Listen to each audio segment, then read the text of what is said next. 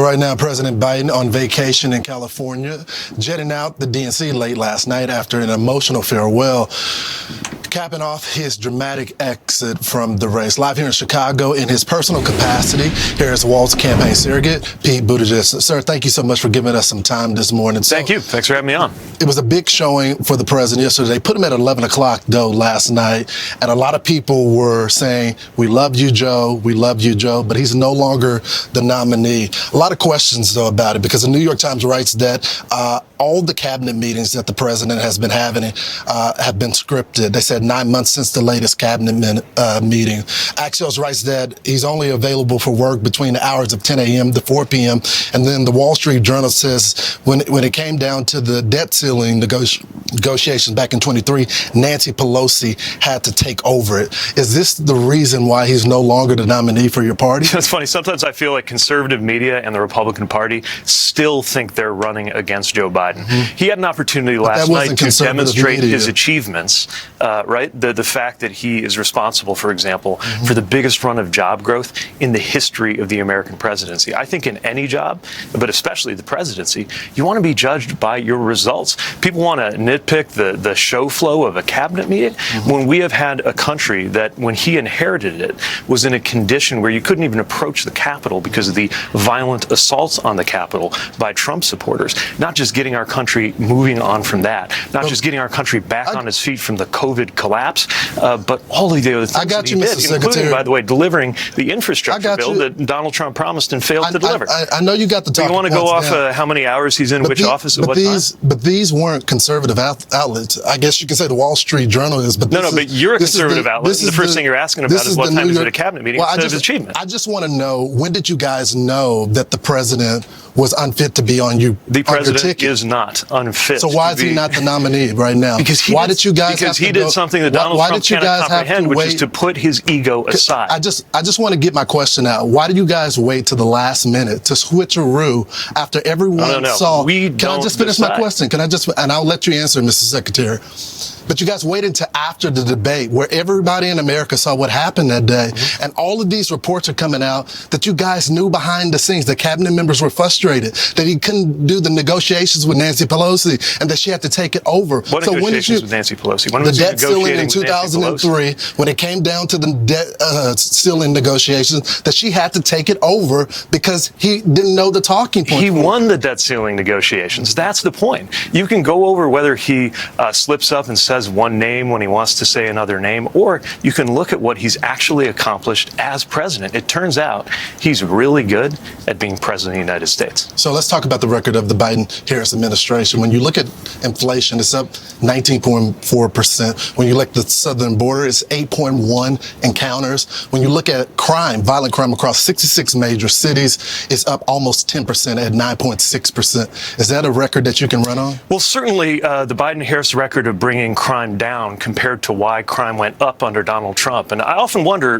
whether viewers of this network are aware that violent crime went up under Donald Trump. I think that deserves more coverage so we can ask ourselves why. And some of that has to do with policy, but some of that has to do with the message we send. When you have Donald Trump, an unrepentant, convicted criminal, mm-hmm. running against a prosecutor like Kamala Harris, we have an opportunity to send a message about whether we're serious on law and order in this country, or whether it's a talking point, whether it's just something people try to use as a political theme for partisan gain. You want to talk about inflation? Inflation went up in every country after COVID, but we brought inflation down in this country. Of course, the most important question, every election is about the future, right? And in the future, economists predict that the Trump plan will increase costs for American families by $3,900. So why would we go back to somebody's going to make it worse? I don't want you to think that the crime issue or inflation issue is something new, because I've been covering it for years. I go out there and talk with voters every single day. So you did cover the increase in crime under Trump. Yesterday, I had the opportunity to talk with a mother. She's not a Republican. She's someone that would vote for a Democrat most of the time. Many of the people that are complaining are actually Democrats. Mm-hmm. This is what she said yesterday when I asked her about her son. Watch. How can I vote for somebody who I don't feel like has my back? Or any parent who lost their child's back? You want me to vote for you? What are you going to do for me? You say what you're going to do, but when you get in office, do you really do what you said you're going to do? I don't think so. Because this crime has been going on for decades, and it's getting sickening. to watch parents on TV crying about the loss of their child. So with respect to you, Mr. Secretary, the people that are being killed in places all over the country, they look like me, they don't look like you. And they're upset with the Democratic Party not taking it seriously. You guys sent the cavalry Not taking in. it seriously. Hold on, let me finish. You guys This sent is the not cavalry. You guys sent the cavalry in for you guys for your protection. But the people of Chicago don't see that on a day-to-day basis. What are you guys gonna do to stop the bloodshed in our community? Well, first of all, I was mayor of a city that faced that kind of pain. The toughest part of the job was dealing with gun violence, and the most heartbreaking part of the job was comforting or trying to comfort mothers who just wanted their child back. And the big question, I think, for politics, for policy, for media, is who is going to help them versus who is going to use them. The questions she's asking are the exact question any citizen should be asking, which is when you take office. What do you mean? Are you going to Are you keep your saying that promises? mother is being used? I'm saying that mother is asking the exact right question. And the question is, what are you going to actually do when you come into office? Now, we're getting a lot of people speaking up about... Just tell me what you guys are... I'll tell you exactly what you've we're going done to stop the bloodshed. Actually confront gun violence.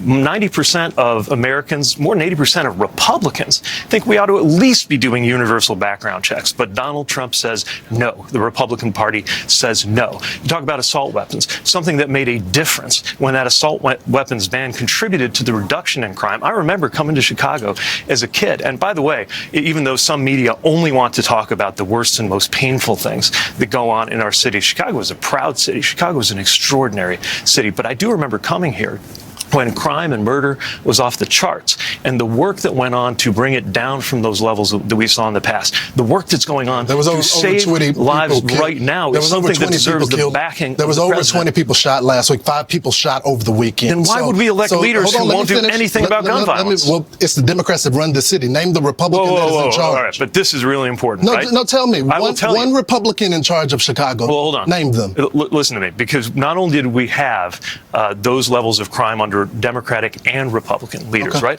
But people try to cherry pick this for partisan purposes. You want to play that game? It's not partisan. We can talk about As how. I told you, Mr. Mayor, they look like me, not you. Yeah, and so is the case in Boston, where there was a much lower murder rate, and also a Democratic mayor. We could talk about how the murder rate in Mississippi is double what it is in Illinois. Now, I could go around saying that the murder rate in Mississippi is double what it is in Illinois because Mississippi has a Republican governor and Illinois has a Democratic governor. But you and I both know it just doesn't work that way. I got you, Mr. Mayor. Thank you so much. I want to go to the Kamala economic agenda. This is some of the criticism that has come out. The Washington Post editorial board said on Friday, the Times demands serious economic ideas. Harris supplies gimmicks. CNN Business says on Friday, Harris plans to stop price gauging could create more problems than it solved. The Hill says as of Friday, Kamala's economic plan is about to drop and high prices are here to stay. I talked to one voter yesterday. This is what he had to say about proposing ideas to address our community. Let's watch. I don't think I want to vote for Kamala just like that either. And I'm a Democrat. So why is that?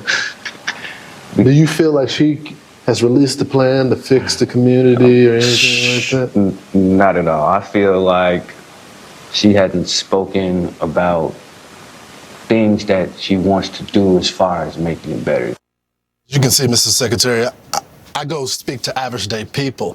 He's a Democrat. He may even vote for Kamala Harris, but he says there's no plan been released. Well, a plan's been released, but it's our job to communicate that to every voter. We need to make sure that they understand what we're going to do to maintain the historic job growth. And we need to lay out the contrast, right? Ask people, why was job growth so much worse under Donald Trump than it is today under Biden-Harris? And again, most importantly, like every election, it's about the future. Now, we want to talk about prices. We want to talk about inflation. Economists think things are going well right now? Well, definitely a lot better than they were under Donald Trump, right? I grew up in the industrial Midwest. I saw weeds pushing up between the asphalt of parking lots of factories. They told us those union jobs were never coming back. They told us that we were done making things. That's changed. We have a manufacturing boom today. Compared to the manufacturing recession that we experienced under Donald Trump. And that was before COVID, let alone, of course, all the jobs that were lost after that. But every election is about the future. And in the future, economists estimate that Trump's plan to tax goods coming into this country will increase costs on a typical family by $3,900. We disagree with that.